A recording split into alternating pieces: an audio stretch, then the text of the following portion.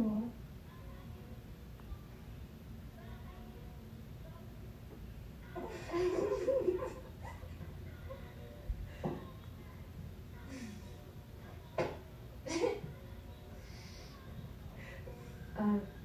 What do you do now?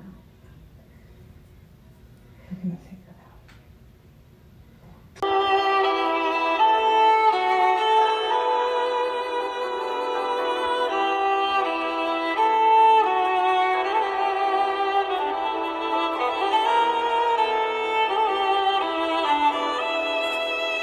What's going on, guys? Welcome back to It Can't Be For Nothing, Our Last of Us in Review. My name is Kyler, your host, guys. Thanks for checking out Project Potter.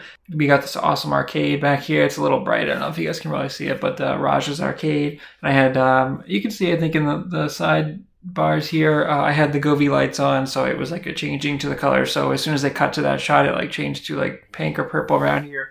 And then I kind of match these to adjust that. So another amazing episode of this show, guys. If you haven't been here before, thanks for checking out the channel. What I do is going to go through my thoughts on the episode, anything that kind of matched up one for one for the game. I usually try and put those comparisons in there as well. And this was about Left Behind, the DLC for The Last of Us, which I've only played once, I think, but really enjoyed it. It's been a long time since I've played it, but I'm so glad they incorporated it here. And I have some thoughts on this episode, guys. I'll give it a score, and here we go. Guys, another incredible episode. I mean, it really is just astounding. It's not even a matter of, like, is this show going to be good anymore? It's like, how great will each episode be? The show just proves that. This is, like, such a kind of a trippy experience because I know for the most part exactly what's going to happen and exactly how scenes are going to look, and they've just done such an amazing job of adapting that they'll do that for the most part. I don't think they really missed a beat. This was pretty much exactly how Left Behind went, with a couple of things that they changed. And even so, when they go in the mall, I was still astounded. And I thought that Bella Ramsey and I think her name is Storm Reed, who plays Riley, I thought their chemistry was insanely good. It was immediately they were friends and best friends, but clearly there was a little bit more there, and it was Ellie crushing on her and her kind of denying her a little bit, but then at the end finding out that she feels the same. Going into this episode, I knew how this was going to end, and I was kind of thinking okay, we ended last week with Joel in the snow, and in the game I know what that means, and we end up with Joel in the basement, and they recreated that perfectly. It looked so cool because I was oh my god, it's just a basement, but it's such a big basement in the game that I was wow, this is really cool. And then Ellie's got to get medicine, and I'm all right, is she going to go off? What are they going to do with that? I knew this was coming, but again, the twist that they did where Ellie's in military school, and we heard about that in the game, but we obviously don't get to see any of that. So it's so cool, again, that they expand the world again, and they show Ellie, and she's got a Walkman, which is so awesome, dude, because I had a Discman. I never had a Walkman, but I had a Discman where you literally, you put the CD in there, and then I was on the bus, and it would skip. Every time you hit a bump, it would skip over. So this spoke to me, where I was okay, Walkmans are cool. Riley comes in, she has that thing where she covers her mouth, and Ellie almost stabs her. She gets up, and she's whoa, it was a joke. He's I thought you would like it. I guess not. And they're kids playing pranks on each other, but it's in this world, dude, Ellie's so trained to, defend everything. But we find out she's not really a fighter, even though she kind of has that fighting ability in her. And Riley is the fighter. And so they say oh, your friend's not here, because Riley runs off, and Ellie thinks she's dead, and there's all these things that go on, and the security seems a little loose here. So I kind of took off points for that, because Riley just goes into through the window, and I was dude, there's no guards on the roof when they go down to the mall. So I thought that was kind of weird, because they're just kind of sneaking around, and no one is on the rooftops looking for number one infected, but just people sneaking out, or people trying to get in. Or I thought that was strange. And then she said, oh, the mall's sealed off, but then they just get through the roof that's open. But then I'm that there's no guards around there, no one's protecting the mall, or I don't know, it was kind of weird. I guess they think that no one's going to go in there, but there are resources and things in there, and it's there are kids around that might want to get into the mall and play in the arcade. So I thought that was interesting that in a world where infected are kind of everywhere, there's not security like everywhere, and maybe they just didn't have enough security. I also love the beginning scene, guys, where this guy's telling Ellie, like, look, she's so smart. He's like, you're so smart that you're stupid. And he's like, I see a leader in you, and one day you can be a leader. And he's like, you got a choice to make. He's like, I could put you in the hole again. That doesn't work. Or I could give you these keys, and you could one day be an officer and tell girls like Rebecca or whatever where the sun don't shine, or where to shove it, or whatever he says. That was really cool, because he basically is like, look, Ellie, you can kind of choose your path. And I like how she chooses the right path. She thinks she can make something of herself. And it's sad when Riley goes through and the whole amazing sequence too, where she's like, oh, I'm going to give you the wonders of the mall. And Ellie goes into the escalator and she's like, oh my God, moving stairs. She's like, whoa, look at me. And she's like, this is the first wonder. And she's like, you know what? I guess there are 5 wonders of the mall then. And I just thought their chemistry was incredible. And again, it was like they were best friends and they were really close, but there was something more there, but they were also just doing things that friends would do. And so there was a connection there, but like, you were like, well, like they're in the photo booth and they're making all these funny faces. And she's like, oh, have you done this before? And she takes out like a $5 bill and she's like, I came prepared.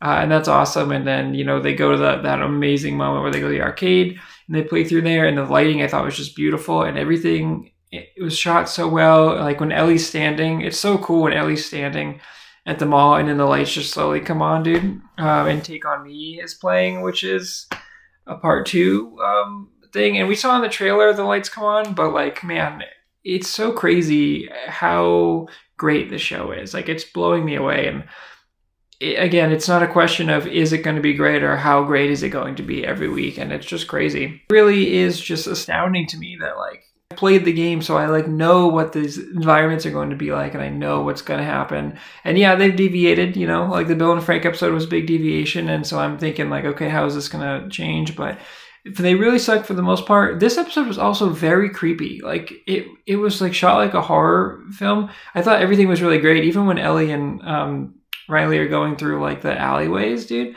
like through the windows. It was just like low lit, and I thought the sound design, I don't know if it was different than the other episodes, but I feel like for this specific episode, I'm sure it's intentional. Every time they like jump down, it was like a loud sound. It was like silence and then loud, and it was like a jump scare almost. And I just like feel like I was picking up on all the sounds more than I have in any other episodes. And maybe that's because it was just a little bit of a different vibe. But I mean, we get the pun book, which is really nice. She's like, oh my God, volume 2. But it's really interesting because Ellie and Riley clearly have like this natural chemistry and this love or this crush at least, but they are like on very different sides, where Ellie is like, oh, we can make a difference. And then, Riley says like, I joined the Fireflies, and she's like, oh my God. And Ellie's kind of pissed at her because she's like, dude, what do you mean you joined the Fireflies? And Riley tells her, this is my last night in Boston. I'm going to the Atlanta QZ. And, Riley reveals that like she gets her assignment, but she's like, they told me I would be on like sewage. I'm like literally cleaning up shit for people. That's what they think of me.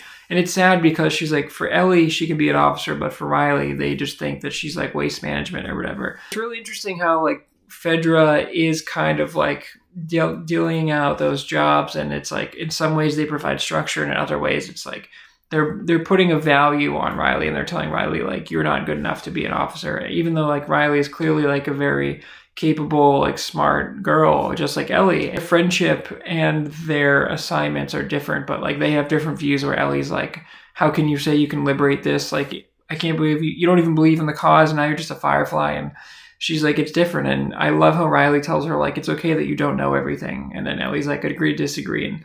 And they're just so good. And it's so crazy to me that like when this show first started and we saw previews and casting and all this stuff, I'm sure it was in the majority where I said, oh, Pedro Pascal's probably going to be great as Joel, but like, I don't know. I really liked Bella Ramsey in Game of Thrones, but she's only been in a couple things. But I was like, I don't know if she's going to be like a good Ellie, like an authentic Ellie, because she doesn't really look like her. And they did a great job, because it's like melding together, but I can't picture anyone else being Ellie now. Bella Ramsey impresses me more and more every week, and she is doing an incredible job. I think she's probably the best actor in the whole series so far, where she is just crushing it. And Pedro Pascal has been pretty good as Joel, and last week was a strong episode for him, but like he's more of like he's playing like a very quiet Joel. So it's not that he's not doing a great job, but he doesn't have to do as much. I feel like Ellie's doing a lot of the heavy lifting, And I just think Bella Ramsey is just absolutely destroying this role. Like she's doing such an amazing job. Yeah, just to see her and Riley, like it was clearly had natural chemistry, like the two actors between Bella and Storm, how they just like went on there and just immediately got along, and like you could see them being actual friends, and again they're crushed on each other, and it's like I love that they got the kiss moment at the end there, and it's like just they're using the music and the same exact music, and they go to the Halloween store, and I love how they kind of fake you out where Ellie gets mad and then she runs back because she thinks like Riley's being attacked, and then it turns out it's just the Halloween thing. And then that sad moment where they both get infected, and we know that Ellie obviously doesn't change and Riley does, and she says like, we got two options. She says option one is the easy way out. She's looking at the gun, and then she starts crying and she's like, I don't like option one. And I love that scene. I love that moment. And then she says the line from the game where she says, we can be all poetic and shit and wait it out. And then she talks about how like our time is, everyone's time is there. And Ellie freaks out and starts breaking everything. And I know they talked in the post game, which I don't usually watch, but I had it on today, how Ellie has never experienced loss. Riley has experienced her parents losing, and she's like kind of not numb to it, but she understands loss. And she understands this world. She's a little more mature for this world. Ellie has never experienced loss, right? Because this is before she met Joel too. So she doesn't know any loss. She never like knew her mom, and it's a whole.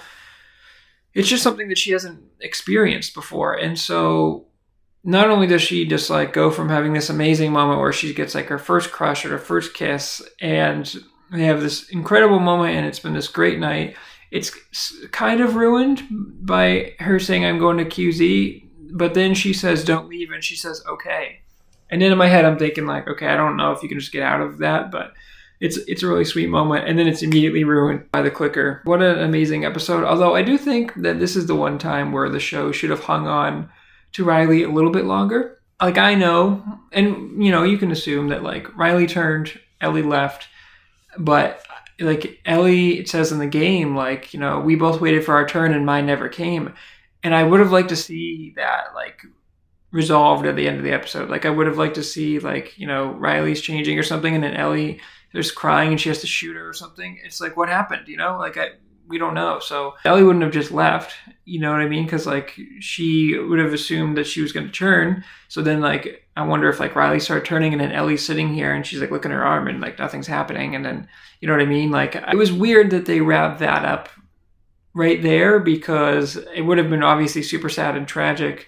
But like if people are watching this for the first time, I mean, we know it's confusing, right? Because like they've seen Ellie. We know Ellie is okay. We know she doesn't turn. It felt like they left that a little loose, and I don't like knowing that Ellie I'm assuming just walked out of the mall, but then she went back, and then did that QZ like get wrecked the next day? Like why?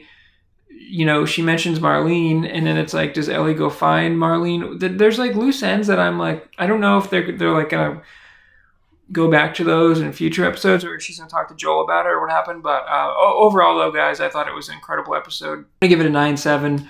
The only reason it's not a 10 is for those reasons I mentioned, where just like security was loose, and then like the ending, I thought they could have.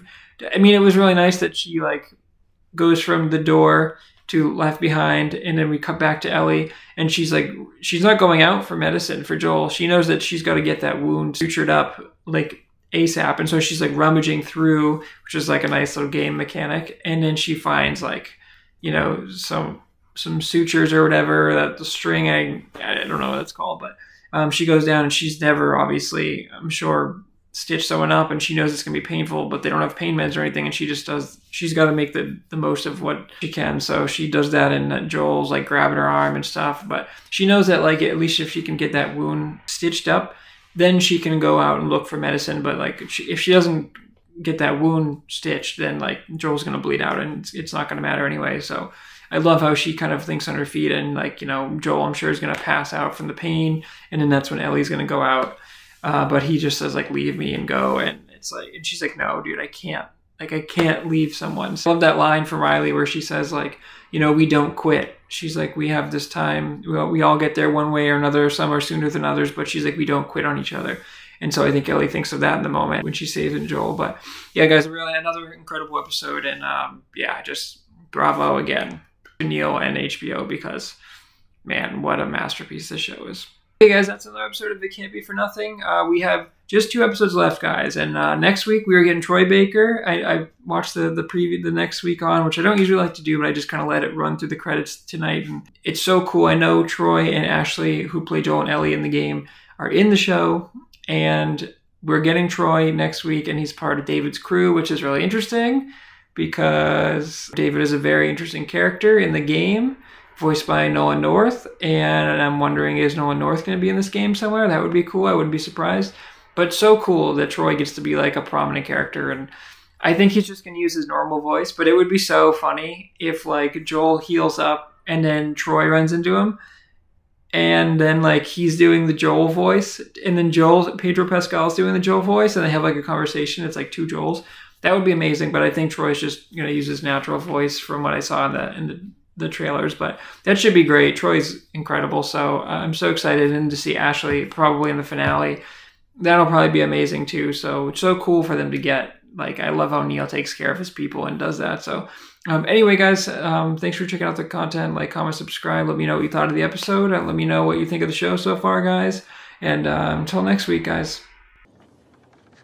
So is that everything you hoped for? Jury's still out. But man, can't deny that view.